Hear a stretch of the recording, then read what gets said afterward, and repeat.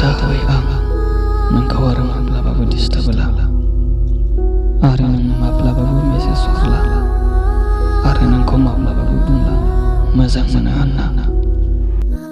Please अन्नानै message reply खालाम। नोंजों आंहा गोबां बाथ्रा रायज्लायनो दं आरो नोंखौ माब्लाबाबो लोगो हमनो नाजाला।